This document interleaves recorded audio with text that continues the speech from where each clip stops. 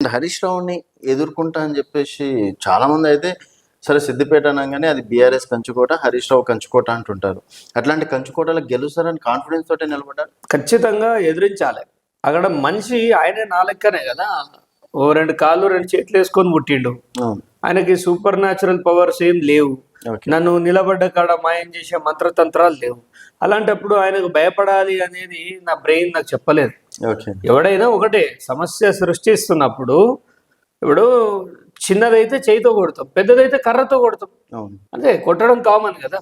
So ఆ విధంగానే నేను ఆయన చూసాను తప్ప హరీష్ రావు ఎవడికి పెద్ద, ఆయన మోజేల్ నీళ్ళగటోళ్ళకైనా పెద్ద, నాకేం పెద్ద కాదు, నాకేం కాదు. ఆయన సమాజంలో ఒక సమస్యకి కారణమైన వ్యక్తి.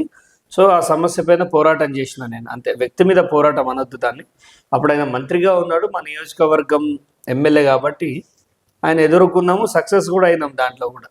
సో ఇప్పుడు కంటిన్యూ చేస్తారా జర్నీ, ఆగిపోయినట్టు? లేదు, కంటిన్యూగా ఉన్నది కదా. ఇప్పుడు ఎక్కడ ఆగింది చెప్పండి? అన్ని కేసులు పెట్టినా ఆయన ఆ కేసుల వల్ల ఆయన ఎంత ఇబ్బంది పడాలో అంత ఇబ్బంది పడ్డాడు, నన్ను ఎంత ఇబ్బంది పెట్టాలో అంత ఇబ్బంది పెట్టిండు. What ever.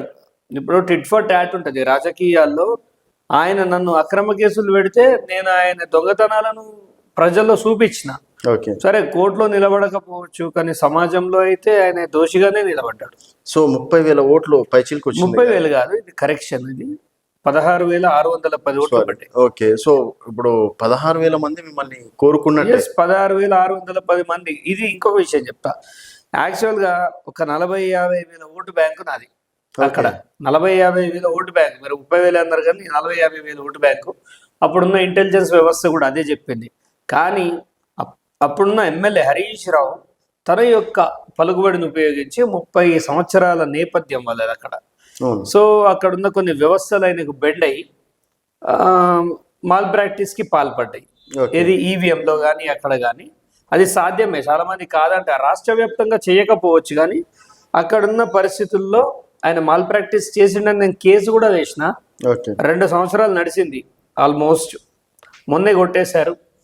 సరే, కొట్టేయకపోవడం ఇదంతా పక్కన పెడితే, ప్రజాక్షేత్రంలో నాకు కేసేసే అధికారం ఉంది.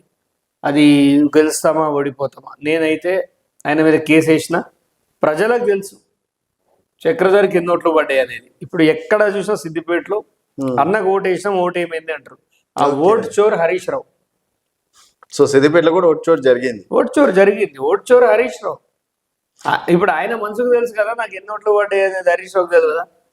సరే, అసలు ఆయన తెలిస్తే చాలతి అని ఊరుకున్నాయి. ఇంకా అన్న, ఇప్పుడు భారతీయ జనతా పార్టీలో ఏకంగా ఢిల్లీలో జాయిన్ కావడం అనేది జరిగింది. ఢిల్లీలో జాయిన్ అయ్యి ఈరోజు మరి ఎందుకు బయటకు వచ్చిండ్రు? ఇప్పుడు బీసీవై పార్టీలకు ఎందుకు జాయిన్ అయినట్టు? ఒకటి, భారతీయ జనతా పార్టీలో నేను చేరిన నేపథ్యం, అప్పుడు ఈటల రాజేందర్ గారు ఏమన్నారంటే, నువ్వు రా పార్టీలకి బాగుంటుంది, ఆ బయట ఉంటే హరీష్ రావు నేను బతికించేటట్లేరు అని చెప్పేసి అన్నారు. కానీ తర్వాత వాళ్ళు ఒకటి సీట్ ఇవ్వకుండా, ఇప్పుడు నీకు ఊర్లో 1 కోటి రూపాయలు వంచి యావత్ తెలంగాణని ప్రభావితం చేసిన వ్యక్తికి సీట్ ఇవ్వకుండా నువ్వు కౌన్సిలర్కి గెలవడానికి సీట్ ఇచ్చినావంటే మీ నిబద్ధత, మీ నిజాయితీ అక్కడ అర్థమైపోతుంది.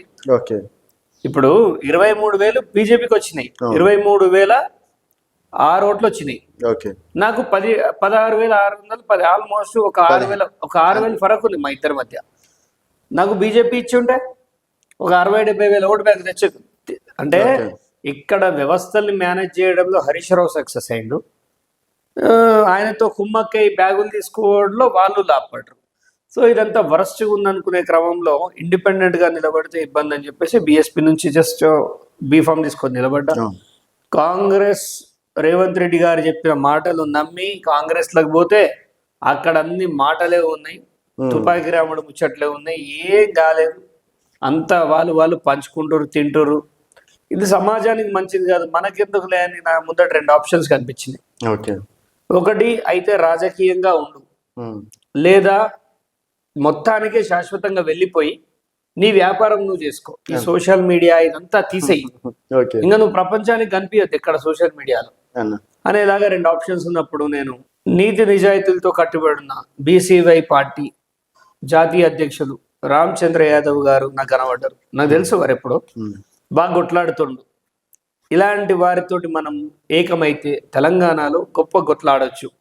సరే, ఇవాళ మొదలు పెడితే ఇవ్వాలనే అన్నీ కావు, కానీ 10 ఏళ్ళు కానీ పోరాడదాం. ఆయనకు వయసు అయిపోయిందా, నాకు వయసు అయిపోయిందా, 20 ఏళ్ళు కానీ, ఇంకొక 5 ఏళ్ళు అయితే ఒక టికెట్ అంతా ఎగిరిపోతుంది.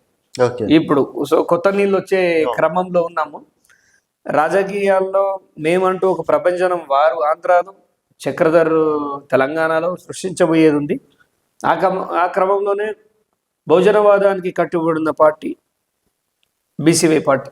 కాన్ఫిడెన్స్ ఉన్నారా 100% సాధిస్తామని చెప్పి? ఖచ్చితంగా అండి. అంటే మీరు ప్రతి పార్టీలకు వెళ్ళినప్పుడు ఇదే డైలాగ్ కొడతారు కదా, అవును, చక్రధర్ గౌడ్ గారి వెంట బీజేపీ ఉంది, చక్రధర్ గౌడ్ వెంట ఈ పార్టీ ఉంది, సో డెఫినెట్ గా నేను సాధిస్తా, ముందుకు తీసుకెళ్తా అని చెప్తున్నారు. ఎక్కడ సాధించలేదు మీరు చెప్పండి? ఎక్కడ చక్రగౌడ్ గారు ఈ రోజు ఎక్కడ విన్ అయ్యారు? ఎక్కడ విన్ అయ్యానంటే సిద్దిపేటలో నాకు టికెట్ ఇస్తే తన బట్టలు చినిగిపోతాయని బీజేపీ టికెట్ ఇవ్వకుండా చేసి ఆయన మోకరిల్లిండు బీజేపీ దగ్గర. మోకరిల్లేలా చేసి సక్సెస్ అయినా. ఓకే. బీఎస్పీ నుంచి 600 ఓటు బ్యాంక్ ఉంది సిద్దిపేటలో బీఎస్పీకి. అలాంటి పార్టీలో 16,600 వచ్చినాయి నాకు. ఇవి 1,00,000 మెజారిటీ ఎప్పుడు కానీ హరీష్ రావుది.